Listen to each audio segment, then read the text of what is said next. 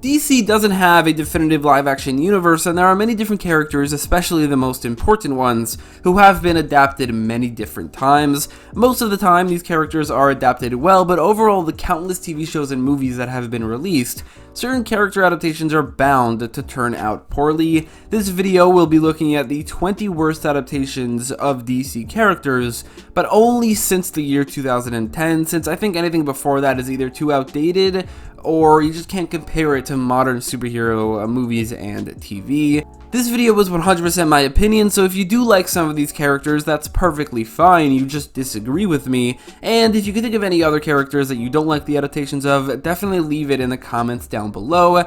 There are 20 characters to go over, so let's begin with the least important of these characters and make our way up to the most important, but that's not to say that the last character I go over is a worse adaptation than the first. That's not the order I'm doing here, but anyway, let's begin. David Harewood once said that he doesn't like playing this character and much prefers being John Jones or even John disguised as Hank Henshaw, and I understand why. This is a truly awful adaptation of Cyborg Superman. His design is actually pathetic because while it doesn't look awful with the CGI, it seems like they ran out of budget because most of the time he doesn't have that CGI, he covers it for some reason with more metal, which doesn't make any sense and looks awful. He also just doesn't make any sense as a character. Why does he call himself Cyborg Superman? In the comics it makes sense because Hank Henshaw is genetically modified to look like Superman, or a cyborg version of him, so the name Cyborg Superman makes sense. The Arrowverse version of the character doesn't even have the same skin color as Superman. He looks nothing like him, and he has no connection to him, other than having a connection somehow to Supergirl. So why does he call himself Cyborg Superman? It's beyond stupid. The early seasons of Arrow didn't really have any intention to make an entire DC universe, and so they took a lot more liberties with the source material. The worst liberty they ever took, or the biggest one they ever took, was Brion Markov as the scientist who invented the earthquake device that Malcolm Merlyn later used to destroy the Glades. He was a bald, middle-aged scientist who appeared in just one episode where he created that device and then was killed by Malcolm Merlyn. The connection to Geoforce creating an earthquake device, I guess, yeah, kind of is there, but this is such a mischaracterization of a once prominent DC hero that it's kind of sad. Godspeed is a really new character who was created around the time of the Flash TV show's height in popularity, so people were really excited to see him on screen just because he looks really cool, and the show did not live up to the hype with this character. There were like 7 different versions of Godspeed who appeared, and none of them, not a single one, was any good. They looked cool, but that's really about it. They were all weird clones of the original, each played by a different actor for some reason. And it's actually the final real version of Godspeed who is going to be included in this video because he was just painful to watch. He was so cheesy and he was overacted to oblivion. He was just generally a pretty terrible adaptation in what is maybe the worst season of the entire Arrowverse. The Arrowverse had a habit of taking C-list heroes from the comics and bringing them into this universe and bringing them into live action, sometimes for the first time ever, and just using them as dialogueless, brainless one-off villains who have barely any connection to their comic book roots. There are going to be 4 villains in a row here who are heroes in the comics who fall under this category, starting with Moana Beast, played by Jason William Day, who isn't exactly a famous character and he's not really all that important, but I liked him in Justice League Unlimited and especially in Batman the Brave and the Bold, in the latter of which he was actually surprisingly important. So when he appeared on Legends of Tomorrow as this brainless and dialogueless bodyguard or glorified bodyguard for P.T. Barnum in the late 1800s, like, what is this? Why did they call him Moana Beast? This could have been anything else. He doesn't have his powers. He's not in the same century. He has nothing to do with the character other than the mask he wears. It's honestly embarrassing. First, the Flash used the Earth 2 Linda Park as Dr. Light, who was also not comic accurate, but it was at least a unique way of using this character. She wasn't a villain role, but at least she had an arc and some dialogue, and a pretty comic accurate costume. Later in Season 7, they decided to become a little bit more comic accurate, but just do a worse job at every other aspect of the character.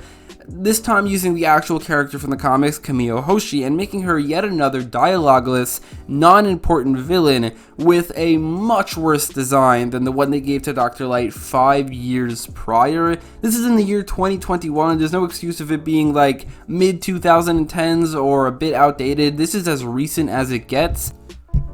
Adam Smasher recently appeared in Black Adam, where he was portrayed relatively well. I especially liked his powers and his costume, and as a character he wasn't bad, but for years Adam Smasher was doomed to having his only live action appearance being this truly awful one-off, mindless, and dialogueless villain whose powers were portrayed disgustingly through this awful CGI in The Flash Season 2. Like, look at this clip right here, it looks gross. Thankfully, like I said, he got his due in Black Adam, and hopefully he will in any sequel or spin-off from Black Adam, but on The Flash and in the Arrowverse, awful adaptation. And the final of the mindless, dialogueless Arrowverse villains that they use heroes for is Red Tornado, who I'll admit is probably the least offensive of these four because he was used a couple times later. He wasn't just a one-off villain, and also he got an updated design which looks pretty cool. Like his CGI form that we see in Crisis on Earth X and the series finale of Supergirl, it's a pretty good design. But that doesn't change the fact that he never has any lines and he never has any story. He's a waste of a three-dimensional and interesting hero from the comics turned into, like I said, a villain who has no dialogue in any of his appearances. And it's sad for Red Tornado, Adam Smasher, Dr. Light, and Moana Beast. Vandal Savage is arguably one of the greatest villains from the DC Universe. In every single one of his appearances, he steals the show, whether that be in the Justice League / Justice League Unlimited cartoon, in Justice League Doom, or in Young Justice. But in Legends of Tomorrow, he just doesn't. The Arrowverse version of this character isn't the usual imposing presence that he has in animation. Instead, he comes off as a bit of a weirdo as the storyline is connected to Hawkman and Hawkgirl, and the way that they did that was a really bad decision. His accent is also, I'll admit, a bit hard to get past, and as a whole, he just doesn't come off as imposing or threatening or calculating or any of the things that make Vandal Savage so cool in all of his appearances outside of this one. The first Wonder Woman movie was really good right up until the final battle. Everything involving Ares as a character was easily the weakest point of this movie, where instead of exploring an interesting idea of Diana realizing that humans can indeed be evil at times, it's revealed that Ares was actually behind basically everything that led to World War I, and then the movie devolves into the ugliest and grayest and most forgettable fight between hero and villain. That just is easily the worst part of that movie. It also doesn't help that Ares is miscast. He looks ridiculous in that suit. He doesn't even look like a Greek god. He looks just like a regular man from the 1920s, which makes sense as his disguise. But we see him in flashbacks where he is like thousands of years ago and he still has that handlebar mustache. He also looks, like I said, ridiculous in the Ares suit. I think once he got into that suit, they either should have recast him or brought in a different actor, or just used the comic design where you can't see his face. It's all black, where he has these red eyes, and that's all you could see. That would have looked cool. Instead, we got a truly awful adaptation of Ares.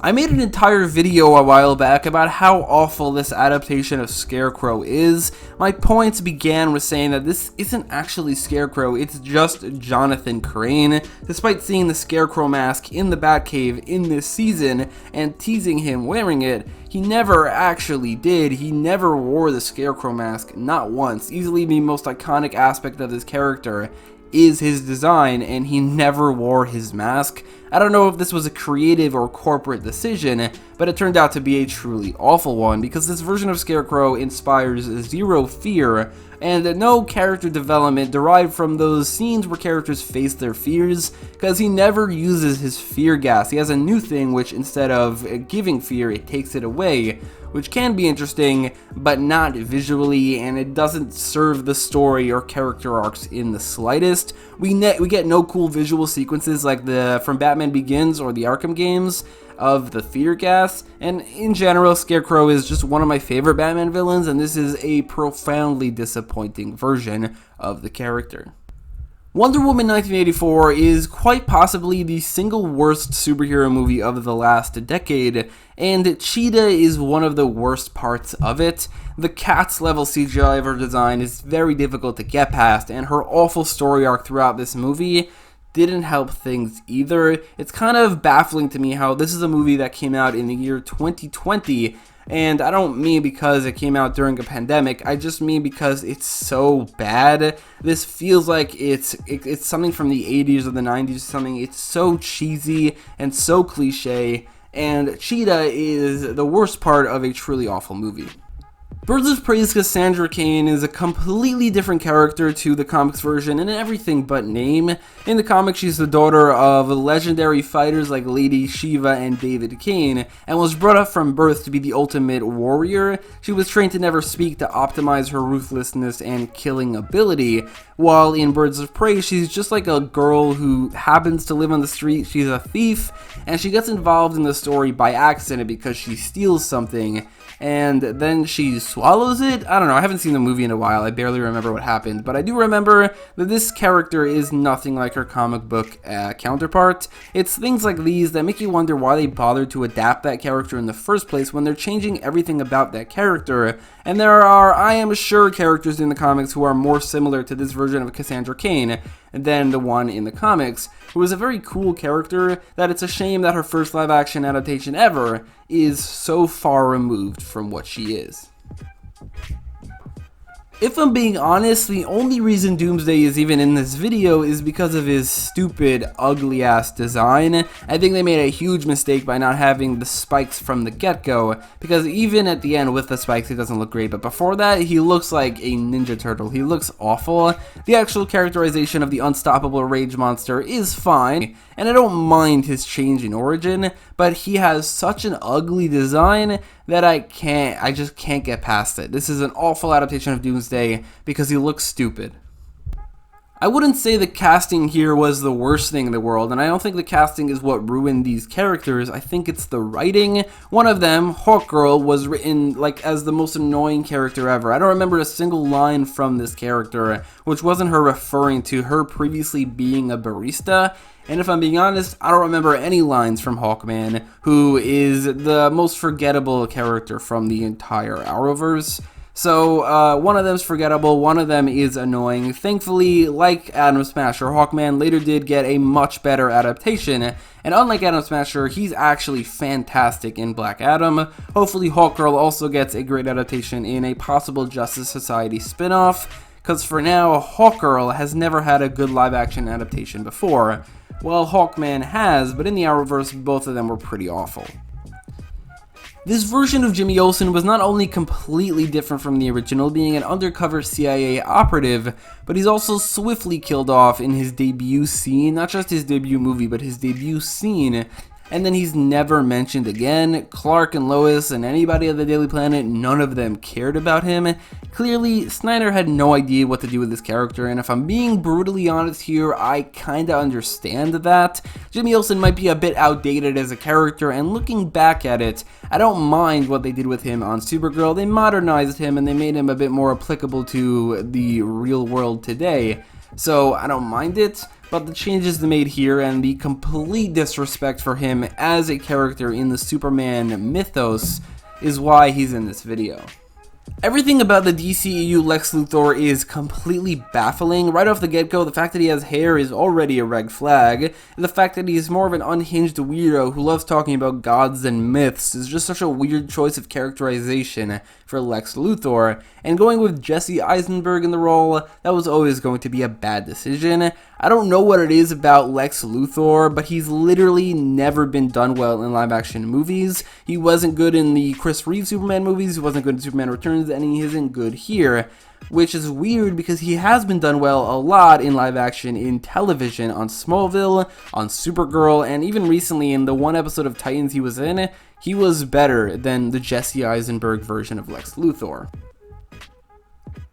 The DCU strikes again, this time ruining the single most iconic superhero villain of all time in the Joker. Jared Leto plays the least entertaining, least threatening, and least impactful Joker ever put to film. His design with all the tattoos and the silver teeth, it's objectively bad, and his laugh is just a bit off. I think it's possible that maybe if he was given the perfect material and better lines and much better direction, maybe he could have been good in the role, but if I'm being honest, his scene in Zack Snyder's Justice League is maybe my least favorite scene in that movie. Not only is it a bit out of place, but also even with the new design and Snyder's direction instead of David Ayer's, he's still not right for the role. After all these years, I am now 100% certain that Ezra Miller as Barry Allen is the worst casting in the DCEU. First of all, Ezra Miller has the blackest hair I have ever seen. Like, it is aggressively black hair, which isn't, there's no problem with that, but he's playing a character in the comics who is blonde,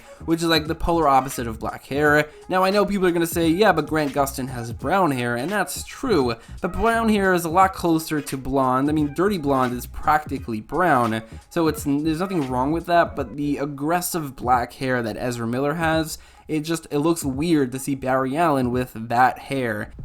And it doesn't help that Ezra Miller is, like, really weird, and it seeps into Barry Allen as a character who acts much too awkward and much too unusual that it feels like a completely different character. Like, Ezra even runs weird. Like, I love the Speed of Force scene, but you look at it and he runs a bit weird even in that scene, and that scene is good because of the visuals and the music, nothing to do with Ezra Miller as a character. I think literally any other actor could have been in that scene and it still would have been awesome.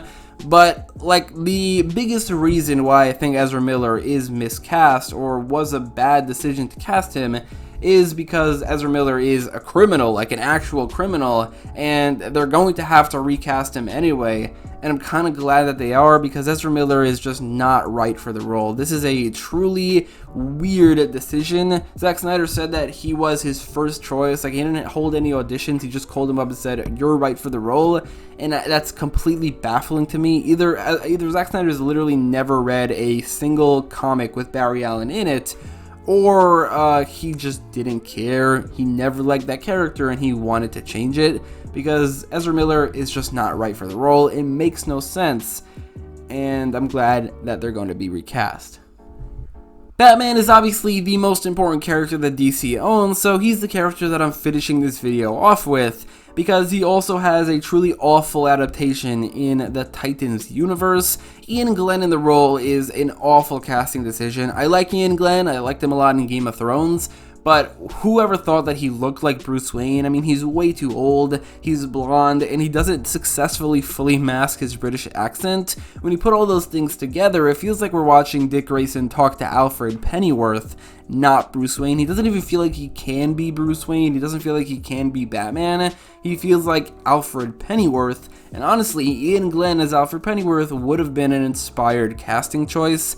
Outside of the casting, however, the characterization of the character isn't good either. He's portrayed as an abusive father who practically tortures the Robins, turning them into child soldiers. He becomes suicidal after Jason's death leads him to killing the Joker, and he straight up burns down a house with himself in it to try to kill himself. It's just a depressing and not entertaining take on Batman with an actor that doesn't fit the role in the slightest. It's a baffling casting choice and a really bad way of writing this character. So that's it for this video. That's the 20 worst adaptations of DC characters in live action. If you disagree with any of these, which I'm assuming you might with one or two, then that's perfectly okay. Let me know in the comments down below. And like I said, if you can think of any other adaptations that you absolutely hate of important DC characters, also let me know in the comments down below. If you like this video, make sure to leave a like, share, and subscribe, and thanks for watching.